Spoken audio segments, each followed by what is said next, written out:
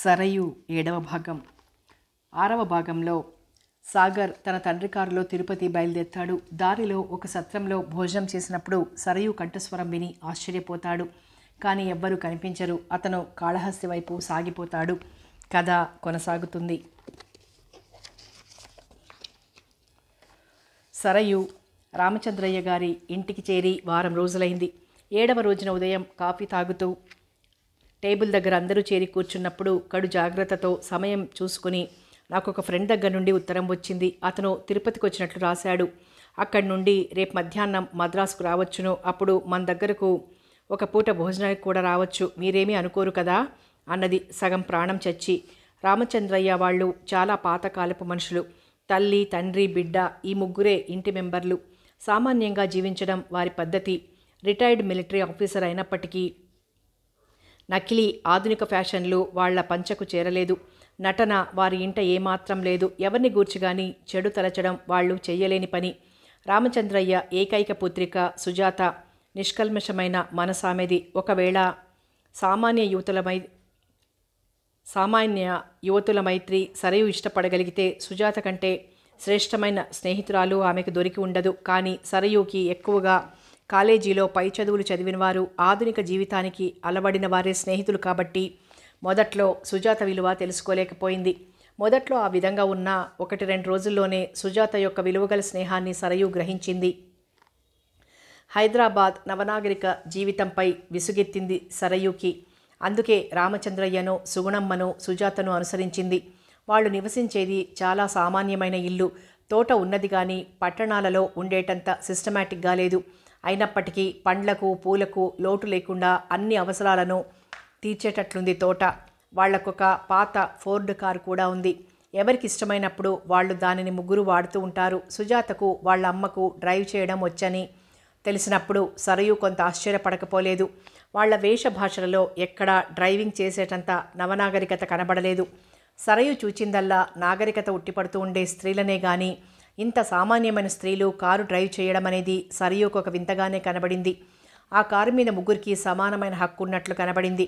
సాధారణంగా ఇది నా వస్తువు, దీనిని వేరే వాళ్ళు వాడకూడదు అనే హద్దులు కలిగి ఉంటారు పట్టణవాసులు. కానీ అలాంటి షరతులేవి ఆ ఇంట్లో లేవు. అన్ని వస్తువులు అందరికీ అనే నియమం పాటిస్తారు ఆ ఇంటివారు. అందుకే వాళ్లకు ఏ అభిప్రాయ భేదాలు కూడా లేవని గ్రహించింది సరయు.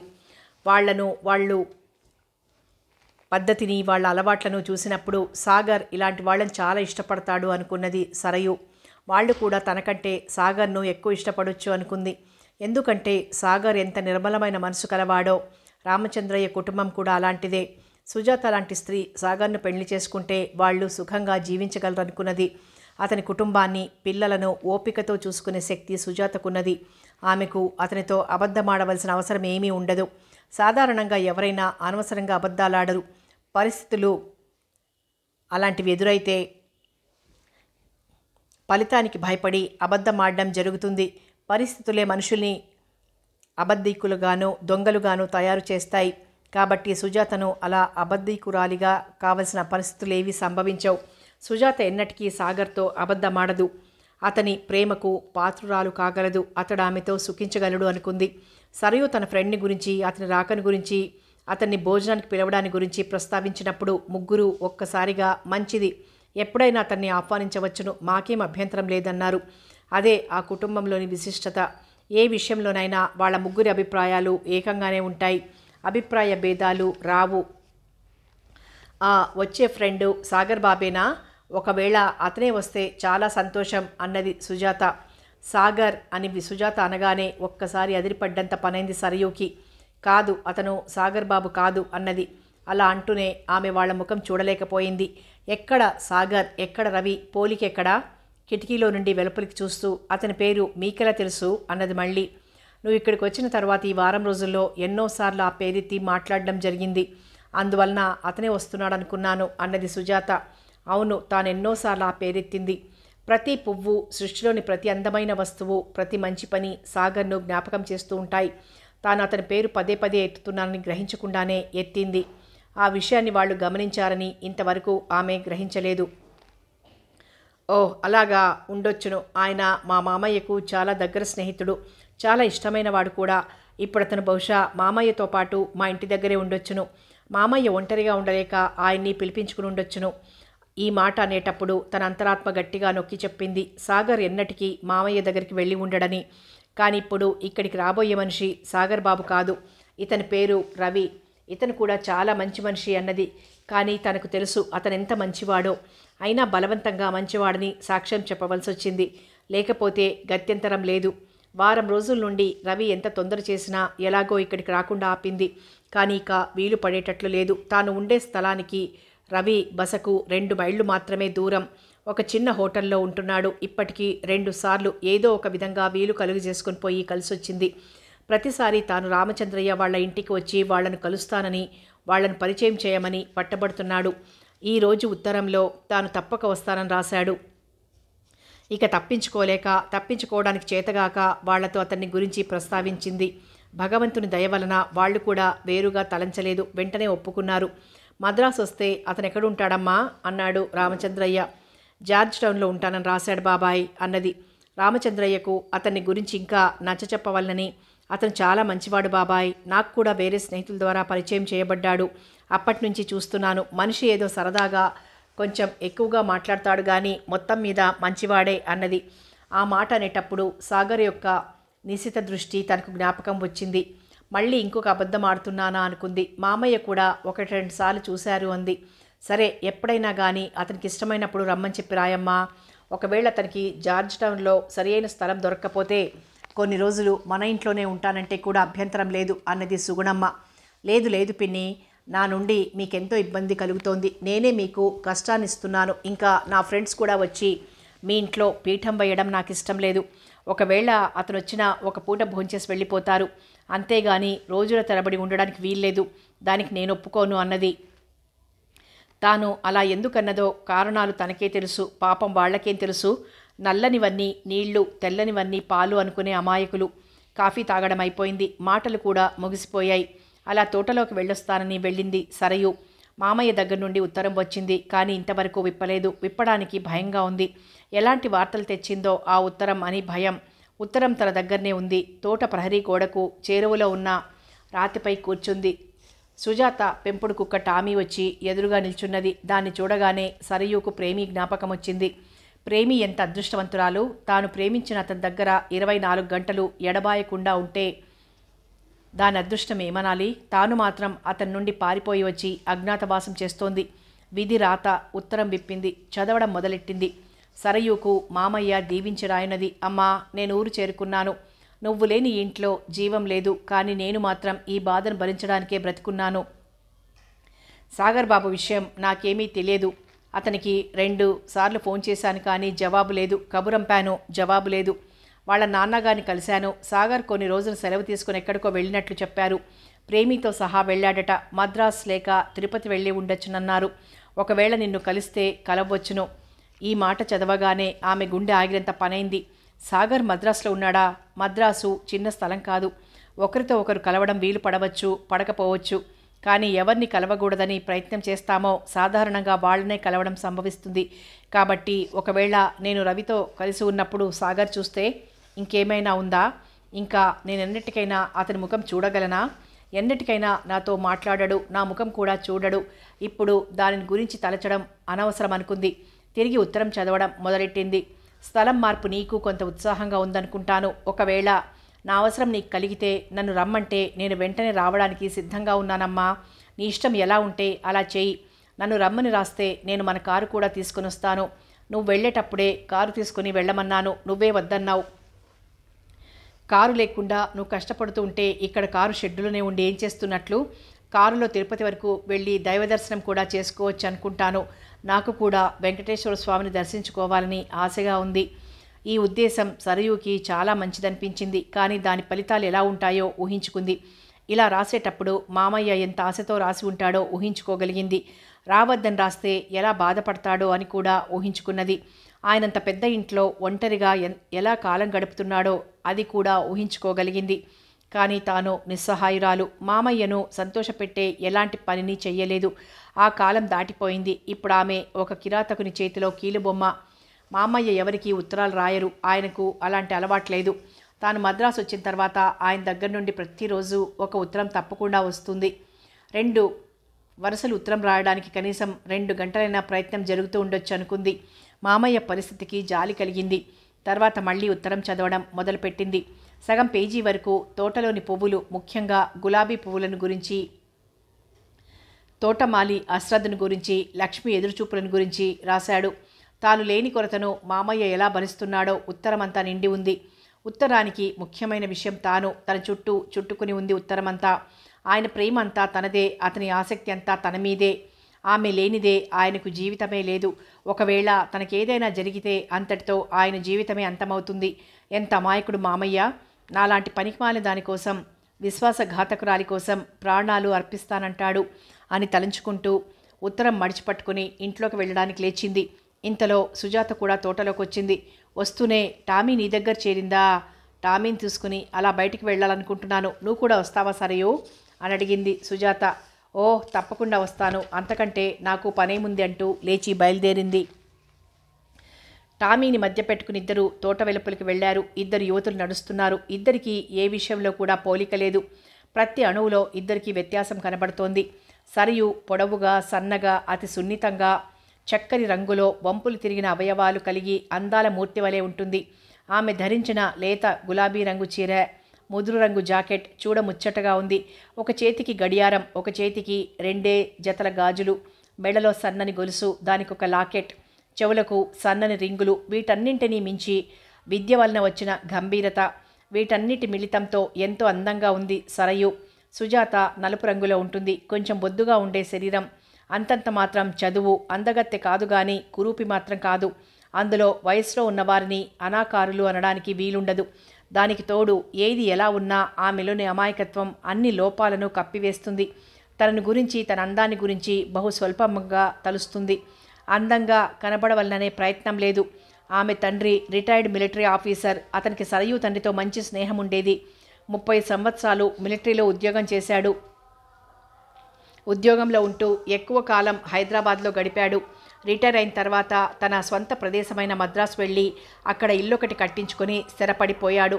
తానెక్కడ ఉన్నా, ఎక్కడ ఉద్యోగమైనా భార్యాబిడ్డల్ని మాత్రం మద్రాసులోనే ఉంచాడు. ఆయన ఎంత పెద్ద ఆఫీసర్ అయినా పాతకాలపు మనిషి.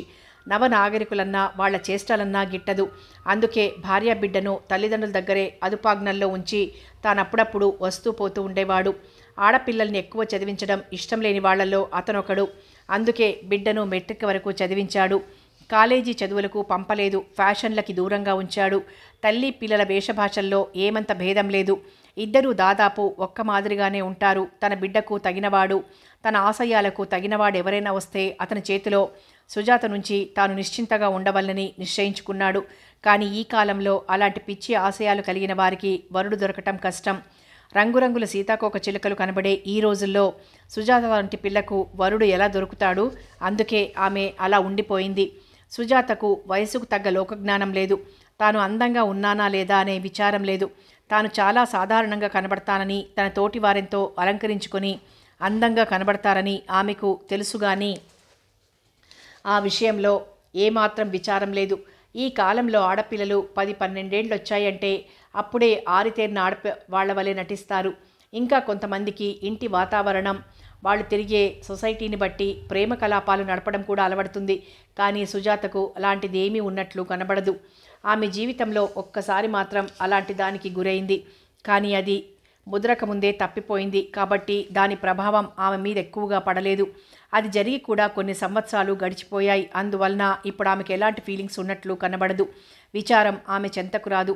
తండ్రి హైదరాబాద్లో ఉండే రోజులవి. ఒకసారి తాను తల్లితో కలిసి హైదరాబాద్ వెళ్ళింది. ఆ రోజు ఆదివారం. తల్లి తండ్రి చుట్టాలింటికి వెళ్లారు. సుజాత ఒక్కతే ఇంట్లో ఉంది. కెప్టెన్ మోహన్ రామచంద్రయ్య కోసం ఇంటికి వచ్చాడు. సుజాత ఒంటరిగా ఉండడం గమనించాడు. వయసులో ఉన్న మగవాళ్లు, అందులో మోహన్ లాంటి చపల చిత్తులు, మంచి చెడు, అందం, వికారం అనే వాటితో నిమిత్తం లేకుండా ఏదో కొంచెం సేపు కాలక్షేపం చేయడానికి ఆడపిల్లల జీవితాలతో ఆడతారు. ప్రేమించినట్లు నటిస్తారు. నువ్వే రంభవు, ఊర్వశివి, మేనకవు, తిలోత్తమవు అని పొగుడుతారు.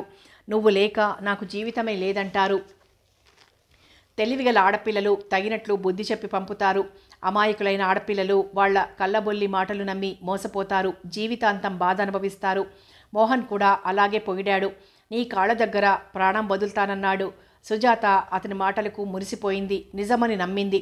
తొలి చూపుతో ప్రేమ వలె అతనికి తన హృదయాన్ని అర్పించింది. దేవుడు ఆమె పట్ల ఉండడం వలన హృదయాన్నే అర్పించింది గాని శరీరాన్ని మాత్రం అర్పించలేదు. మోహన్ వదిలేవాడు కాదు. కానీ అంతలోనే సుజాత తల్లిదండ్రులు ఇంటికి రావడం జరిగింది. కథ అంతటితో ముగిసింది. ఇంతలోనే మోహన్కి పూనాకు ట్రాన్స్ఫర్ కావడం, అతను చెప్పకుండానే వెళ్ళిపోవడం జరిగింది. అతను వెళ్ళిపోయిన రోజంతా తలుపులు మూసుకుని తలనొప్పి వంకతో తన గదిలోనే గడిపింది. రెండవ రోజు ఎప్పటి వలె అంతా మర్చిపోయి తాజాగా బయటకొచ్చింది. ఆ తర్వాత వాకబు చేయగా తెలిసింది అతను వివాహితుడని, భార్య నుండి వేరైపోయి మిలిటరీలో చేరాడని. ఆ ఒక్క సంఘటన తప్పితే ఆమె జీవితంలో మరెలాంటి సంఘటనలు జరగలేదు. ఆమె కోరనూ లేదు. ఇద్దరు యువతులు రోడ్డు వెంట చాలా దూరం వరకు నడిచారు. ఎవ్వరూ మాట్లాడడం లేదు. ఎవరి గతాన్ని వాళ్ళు స్మరించుకుంటూ నడుస్తున్నారు. ఎందుకు సరయు, నువ్వెప్పుడూ ఏదో ఆలోచనలో మునిగినట్లు కనబడతావు. నేను చూడు ఎప్పుడూ కులాసాగా కబుర్లు చెప్తుంటాను అన్నది సుజాత అకస్మాత్తుగా. సరయుకి సమాధానం దొరకలేదు. జవాబు కోసం వెతుక్కుంటుంది. ఇంతలో ఒక కారు వాయువేగంగా వాళ్ల వైపుకు రావడం చూశారు. వెంటనే సుజాత కుక్కను పట్టుకొని ఒక పక్కకు తొలగింది. కారు వెళ్ళిపోయింది గాని సరయు మాత్రం కొయ్యబారి నిల్చుంది. ముఖం వెలవెలబోతోంది. ఈ మార్పుకు కారణం సుజాతకు అంతుబట్టలేదు. ఏమైంది సరయు, ఎందుకలా అయిపోయావు? ఒంట్లో బాగాలేదా అంది సుజాత సరయుని చూస్తూ. ఏమీ లేదు. ఆ కారులో వెళ్ళిన మనిషి నాకు తెలిసిన వ్యక్తి వలె కనబడ్డాడు అన్నది చాలా చిన్న స్వరంతో. అలా ప్రతి కారును చూడడం, అందులో సాగర్ ఉన్నాడేమోనని వెతకడం ఆమెకు అలవాటైపోయింది. అందుకే ప్రతిరోజు ఆ రోడ్డు వెంట ఎంత దూరమైనా నడుస్తూ ఉంది. సాగర్ ఆ ప్రాంతాలకు రావడానికి తగిన పరిస్థితి ఏర్పడదని, అలా రాడని తనకు తెలుసు. కానీ ఎందుకో హృదయం ఉబలాట పడుతోంది. అలా ఎప్పుడైనా కారులో సాగర్ కనబడితే బాగుండునని మనసు కోరుతోంది. తెలిసిన మనిషి కారులో కనబడినంత మాత్రాన ఆమె అలా మ్రాన్పడిపోవడం దేనికో సుజాతకు అర్థం కాలేదు. ఒకవేళ తాను తన జీవితంలో ఇష్టపడిన ఆ ఒక్క పురుషుడు మళ్ళీ తనతో ముఖాముఖిగా కలిస్తే తన స్థితి ఎలా ఉంటుంది అని సుజాత ఎన్నోసార్లు పిచ్చిగా తలంచుకుంది. అతన్ని చూడగలదా? మాట్లాడగలదా? ఎందుకు మాట్లాడకూడదు? ఏమో ఎలా ఉంటుందో అని అనుకునేది. అలాంటిది జరిగిందేమో సరయు విషయంలో అని అనుమానపడింది. అలాంటిది జరిగినంత మాత్రాన అలా మ్రాన్పడిపోవాలా? కాదు, అలాంటిది ఏమీ కాదని మళ్ళీ నిర్ధారణ చేసుకుంది. నువ్వు ఇక్కడికి వచ్చినప్పటి నుండి గమనిస్తున్నాను. నువ్వేమీ ఆరోగ్యంగా ఉన్నట్లు కనబడ్డం లేదు. అమ్మా నాన్న కూడా రాత్రి అలాగే అన్నారు అంది సుజాత. అదేమీ కాదు సుజాత. హైదరాబాద్లో ఉండే పనికిమాలిన దౌర్భాగ్యమైన వాతావరణం యొక్క ప్రభావం ఇంకా నన్నొదల్లేదు. ఆ జీవితం యొక్క ఛాయలు ఇంకా నాలో కనబడుతున్నాయి. కొన్ని రోజుల్లో అంతా మారిపోతుంది. నేనెప్పటి వలె యథావిధిగా నీ వలె నిర్మలంగా ఉండగలను. దానికి కొంత సమయం కావాలి. నువ్వేమీ భయపడొద్దు. నా ఆరోగ్యం దినదినం మెరుగవుతోంది. ఇక మీదట ఎప్పుడైనా నాకు స్థలం మార్పు కావాలంటే నీ దగ్గరికి వస్తాను. నీతో గడిపే ఇలాంటి క్షణాలు, ఇలాంటి షికార్లు, ఇలాంటి సంభాషణలు నాకెంతో శాంతినిస్తాయి. అమ్మా నాన్నల ఆదరణ నాకెంతో ఊరటను కలిగిస్తుంది అన్నది సరయు. నిన్ను చూసిన మొదటి రోజే నీకు ఏదో వేదన ఉన్నదని, సంతోషంగా లేవని నేను, అమ్మ నాన్న అందరం అనుకున్నాం అన్నది సుజాత అదే నిర్మలమైన మనసుతో. అది ఆ కుటుంబం యొక్క ప్రత్యేకత. ఏ విషయాన్నే గాని అందరూ ఒక్కటిగానే తలుస్తారు. వాళ్ల చేతల్లోనే గాక తలపులలో కూడా వేరు కాదు. అదే సరయుకు కలిగిన ఆశ్చర్యం. వాళ్ల తత్వాలు ఒకటి కావచ్చు కానీ తలపులు కూడా ఒకటే కావడం చిత్రంగానే ఉంది. తాను, మామయ్య ఇద్దరే రెండే వంశాలకు నిలబడిన చిహ్నాలు. తన తండ్రి వంశానికి తాను, తన తల్లి వంశానికి మామయ్య ఇద్దరే మిగిలిపోయారు. కానీ ఇద్దరి మధ్య ఎంతో పెద్ద అగాధం. ఇద్దరి ఆలోచనల్లో పోలికే లేదు. తూర్పు పడమరలంత వ్యత్యాసం. ఇంకా కలవడానికి ఆస్పదం ఎక్కడుంది? ముఖ్యంగా తాను మామయ్యతో ఏ విషయంలోనూ ఏకీభవించడం లేదని గ్రహించి చాలా బాధపడింది. తన కొరకు సర్వం త్యాగం చేసిన మామయ్యతో చెప్పకుండా రహస్యాలు దాస్తోంది. మామయ్యను వదిలి దూరంగా వచ్చేసింది. తిరిగి కలవాలనే ఆలోచనే లేదు. తనకు సుజాతకు ఉన్న తేడా తెలుసుకుని కృంగిపోయింది. భగవంతుడు సుజాత వాళ్ళ కుటుంబాన్ని అలా ఆశీర్వదించాడు. వాళ్ళు అదృష్టవంతులు. తాను దురదృష్టవంతురాలు అనుకుంది. బాధపడింది. మీదంతా పిచ్చి సుజాత. నేనెందుకు సంతోషంగా లేను? దేనికి విచారం? నాకేం తక్కువని విచారంగా ఉంటాను? లోకంలో జీవించడానికి ఏవి అవసరమో అన్నీ ఉన్నాయి నాకు. ఏ విషయంలోనూ కొరత లేదు అంది సరయు నిజాన్ని కప్పిపుచ్చుతూ. ఆ మాట నా విషయంలో సరిపోతుంది కానీ నీ విషయంలో కాదు సరయు. నువ్వేదో కొరత ఉన్నదని బాధపడుతున్నావు. దాన్ని దాచడానికి ఎంతో ప్రయత్నం చేస్తున్నావు. కానీ దాచుకుంటే దాగేది కాదు అన్నది సుజాత. ఇలా మాట్లాడుకుంటూ చాలా దూరం నడిచారు. దాదాపు మద్రాసు చివరి భాగం వరకు వచ్చారు. అక్కడున్నవన్నీ చిన్న చిన్న పెంకుటిండ్లు. పొలాలలో పనిచేసుకునే వాళ్ళు మాత్రం కనబడుతున్నారు. ఆ పెంకుటిండ్ల మధ్యలో ఒక చిన్న పాన్ షాప్ ఉంది. ఆ పాన్ షాప్ దగ్గరకు వచ్చారిద్దరు. సుజాత రోడ్డు మీదనే టామీతో ఉండమని, తాను కొన్ని స్టాంపులు తెచ్చుకోవడానికి రోడ్డు దిగి కొన్ని గజాల దూరంలో ఉన్న పాన్ షాప్ దగ్గరికి వెళ్ళింది సరయు. ప్రతిరోజు అంత దూరం రావడం, పాన్ షాప్ తాతతో కొంతసేపు మాట్లాడడం, వెళ్ళిపోవడం అలవాటైపోయింది సరయుకి. పాన్ షాప్ తాత చాలా పెద్ద మనిషి, దాదాపు 80 నిండి ఉంటాయి. లోకంలో అతనికి ఎంతో అనుభవం ఉంది. అతని ప్రతి మాటలో ఆ అనుభవం వ్యక్తమవుతూ ఉంటుంది. అతనితో మాట్లాడుతూ ఉన్నంతసేపు సరయు ప్రపంచాన్నే మర్చిపోతుంది. అతని అనుభవాన్ని తమాషా మాటల్లో ఇమిడ్చి మాట్లాడుతూ ఉంటాడు. అతనితో ఏదో మాట్లాడుతూ తనకు కావలసిన స్టాంపులు కొంటోంది సరయు. సుజాత రోడ్డు పైననే ఎండలో నిలబడింది కుక్కతో పాటు. ఇంతలో ఒక కారు శరవేగంగా వచ్చి సుజాత పక్కన ఆగింది. ఒక యువకుడు స్టీరింగ్ దగ్గర కూర్చున్నాడు. పక్క సీట్లో చక్కని చుక్క ఉంది. ఉంగరాల జుట్టు, బలమైన బాహువులు. సుజాత ఒక్క నిమిషం వైపు కన్నార్పకుండా చూసింది అతన్ని. క్షమించండి, మహాబలిపురం పోవడానికి దారెటు అని అడిగాడు ఆ వచ్చిన యువకుడు. అతని ముఖంలో చిరునవ్వు తాండవిస్తోంది. మీరు తిన్నగా ఇదే దారిన వెళ్ళండి. దాదాపు 2 మైళ్ళు పోయిన తర్వాత ఎడం వైపుకు తిరగండి. ఆ రోడ్డు తిన్నగా మహాబలిపురం వెడుతుంది అని అతనికి కావలసిన దారి చూపించింది సుజాత. ఆ వచ్చిన యువకుడు సాగర్ థ్యాంక్స్ అని కారు స్టార్ట్ చేస్తూ ఉంటే, మీ కుక్క ఎంత అందంగా ఉంది అన్నది సుజాత. ఆమెకు కుక్కలంటే సరదా, అందులో ప్రేమి ఎంతో అందంగా ఉంటుంది కాబట్టి మెచ్చుకోకుండా ఉండలేకపోయింది. ఎవరైనా సరే తన కుక్కను మెచ్చుకుంటే ఎంతో పొంగిపోతాడు సాగర్. అంతకంటే సంతోషాన్ని కలిగించే విషయం వేరేదీ లేదు సాగర్కి. కారు స్టార్ట్ చేసిన కారును ఆపాడు. సంతోషంతో ఉబ్బిపోయాడు. ప్రేమిని ఒక్కసారి ప్రేమతో నిమిరాడు. మీకు కూడా ఒక చక్కని కుక్క ఉన్నదిగా అన్నాడు. అవును, కానీ నాకు కుక్కలంటే చాలా ఇష్టం. ఎన్ని కుక్కలనైనా పెంచడం నాకు కష్టం కాదు అన్నది సుజాత. కారు స్టార్ట్ చేసుకుని వెళ్ళిపోయాడు. అతని మనసులో ఆమె ఆకారం గాఢంగా ముద్రించబడింది. ఎంత అమాయకమైన నవ్వు, ఎంత నిర్మలమైన చూపు అనుకున్నాడు. నిర్మలత్వం, నిష్కల్మషం, నిజాయితీ కంటే లోకంలో వేరే భాగ్యం లేదనుకున్నాడు. ఆ గుణాలు కలిగిన వాళ్ళు ధన్యులు. తన సరయులో ఈ గుణాలు లోపించాయేమో. ఈ అమ్మాయి గుణాలు సరయులో ఉంటే ఎంత బాగుండును అనుకున్నాడు. వాయువేగంతో పోతున్న ఆ కారు కనుచూపు మేర దూరంలో వెళ్ళేటప్పటికీ సరయు స్టాంపులు తీసుకుని రోడ్డు మీదకి వచ్చింది. సుజాత ఆ కారు వెళ్ళిన వైపుకి చూస్తూ నిల్చుంది. ఏమిటి సుజాత అలా చూస్తున్నావు? ఎవరిదా కారు అడిగింది సరయు. ఆ మాటలతో సుజాత ఈ ప్రపంచంలోకి వచ్చింది. నేనిప్పుడు ఒక యువకుడిని చూశాను. చాలా చిత్రమైన మనిషి, అందగాడు కూడాను. మహాబలిపురం వెళ్ళడానికి దారి అడిగాడు. నేను చూపించాను. అతనితో పాటు ఒక చక్కని కుక్క కూడా ఉన్నది. అతను నా కుక్కను చాలా మెచ్చుకున్నాడు. మాట్లాడుతూనే కారు స్టార్ట్ చేసుకుని వెళ్ళిపోయాడు. అబ్బా, ఎంత అందగాడనుకున్నావు? అతని ముఖంలోని చిరునవ్వు ఇంకా నాకు కళ్లకు కట్టినట్లుంది అన్నది సుజాత. అతనితో పాటు చక్కని కుక్క కూడా ఉన్నదా? అందగాడా అని చిన్నగా గొణిగింది సరయు. ఆమె ముఖం మళ్ళీ తెల్లబడిపోయింది. సుజాత అది గమనించింది. అతను కూడా ఈమెకు పరిచయస్తుడేమో అనుకుంది. పరిచయస్తులను చూసి కొయ్యబారిపోవడం ఆమెలోని ఒక బలహీనత అనుకుంది. ఇంతకుముందు మనకెదురైన కారేనా అది అని అడిగింది సరయు. సుజాత అప్పుడు సరిగ్గా గమనించకపోయినందున ఏదీ చెప్పలేకపోయింది. కానీ సరయుకి మాత్రం ఏదో పెద్ద అనుమానమే కలిగింది. ఒకవేళ సాగర్ అక్కడికి వచ్చాడేమోననే అనుమానం ఆమెను పీడించసాగింది. కానీ వెంటనే అతను ఆ వైపు రావడం అసంభవమని తనంతాను తృప్తిపరుచుకున్నది. రవి కోరిక ప్రకారం అతను రామచంద్రయ్య వాళ్ళ ఇంటికి రావడానికి ఏర్పాటు చేసింది సరయు. వచ్చి రావటంతోటే అతను ఆ ఇంటి వారందరితో పరిచయస్తుడైపోయాడు. ఎలాంటి వారినైనా క్షణంలో వల్లో వేసుకోవడం, మోసం చేయడం అతనికి బాగా తెలుసు. కాబట్టి కల్లా కపటం ఎరిగిన ఆ ఇంటి వారిని అతి సులభంగా వశపరుచుకున్నాడు. ఎందువలనో గాని వాళ్ల ముఖాల్లో ఆశ్చర్యరేఖలు ఇతని గురించి పొడసూపుతున్నవి. వాటిని గమనించింది సరయు.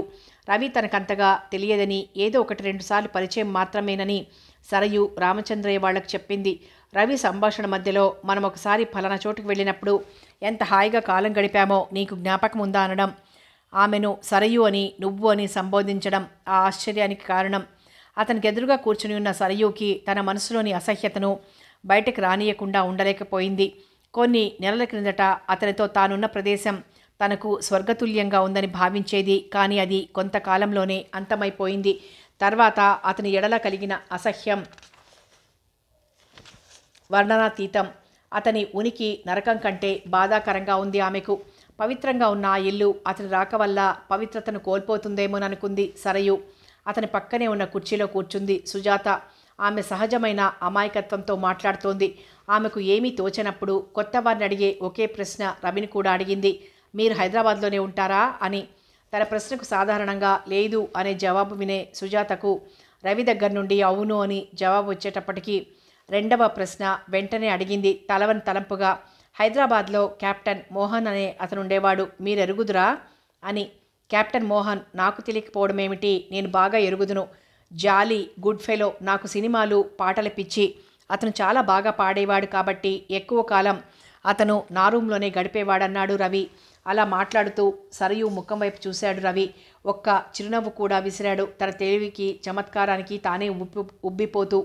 అతను చెప్పిందంత అబద్ధమేనని సరయుకి తెలుసు. ఒక్క మాట కూడా ఆమె నమ్మలేదు. ఈ మాటలన్నీ సుజాతను మోసం చేయడానికేనని అనుకుంది సరయు.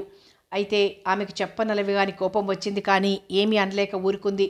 కల్లా కపటమెరగని సుజాత మాత్రం అతను చెప్పిన ప్రతి మాట సత్యమేనని వింటూ కూర్చుంది.